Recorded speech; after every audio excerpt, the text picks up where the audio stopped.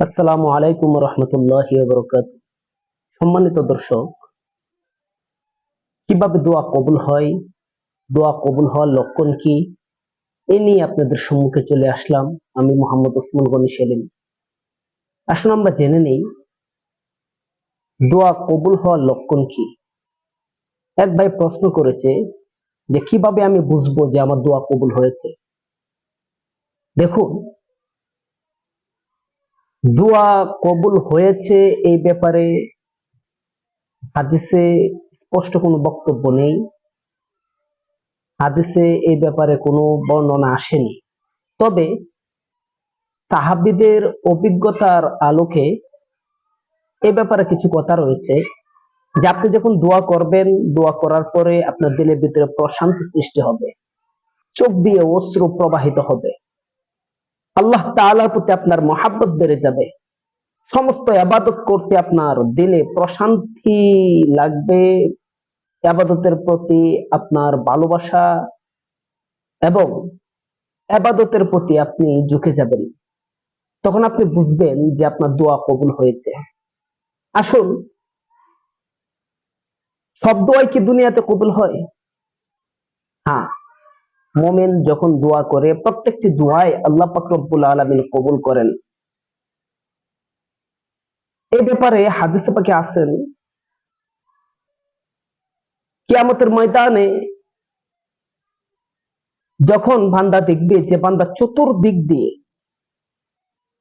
নাজ নিয়ামত আসা শুরু করে দিয়েছে, চতুর্দিক দিয়ে অনেক কিছু সে না চাইতেই পেয়ে যাচ্ছে, তখন সে আল্লাহ তাআলার দরবারে বলবে যে মালিক, এত কিছু তো আমি করি নাই, এত আমলও তো আমি করি নাই, ইয়ার পরেও কেন এত কিছু আমাকে দেওয়া হচ্ছে?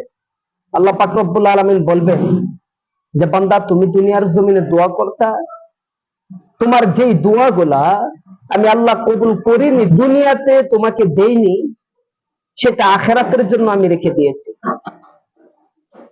তখন বান্দা বলবে যে আল্লাহ, দুনিয়াতে আমার কোনো দোয়াই তুমি কবুল না করতা, সবকিছু আখিরাতের জন্য রেখে দিতা, তাহলে আজকে আমার নাজ নিয়ামতে আমি ভরপুর থাকতাম। এজন্য আল্লাহ পাক রব্বুল আলামিন বান্দির প্রত্যেকটি দোয়াই কবুল করে থাকেন। আর কবুল করার ওয়াদা আল্লাহ তাআলা করেছেন। আল্লাহ তাআলা পবিত্র কোরআনুল কারিমে ইরশাদ করেছেন, উদউনি আস্তাজিব লাকুম। ও বান্দা, ও বান্দি, তোমরা আমার কাছে চাও, আমি অবশ্যই তোমাদের চাওয়া পূরণ করব। তোমরা আমি আল্লাহর কাছে দোয়া করো, অবশ্যই তোমাদের দোয়া আমি আল্লাহ কবুল করব। এজন্য বেশি বেশি করে চাওয়া। আর দোয়াটা হলো একটা ইবাদত।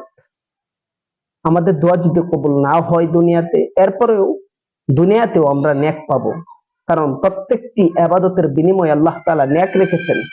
যেহেতু দোয়া একটি ইবাদত, সেহেতু এই দোয়া যদি আমাদের কবুল নাও হয়, এরপরেও আমরা এই ইবাদতের কারণে আল্লাহ তাআলা আমাদের আমলনামায় ভরপুর নেক দান করবেন। আল্লাহ তাআলা আমাদের সকলকেই বেশি বেশি আল্লাহ তাআলার কাছে চাওয়ার তৌফিক দান করুক, এমন ভাবে চাওয়ার তৌফিক দান করুক যেভাবে চাইলে চোখ দিয়ে অশ্রু প্রবাহিত হবে, দিলে প্রশান্তি সৃষ্টি হবে, ইবাদতের প্রতি আমাদের দিল মায়াল হয়ে যাবে।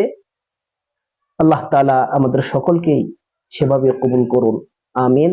পরিশেষে আপনাদেরকে আহ্বান করতে চাচ্ছি, সমসাময়িক গুরুত্বপূর্ণ বয়ান পেতে আলোর পথে টিভি চ্যানেলটি লাইক, শেয়ার এবং সাবস্ক্রাইব করে পাশে থাকা বেল আইকনটি বাজিয়ে রাখুন। জাযাকাল্লাহ।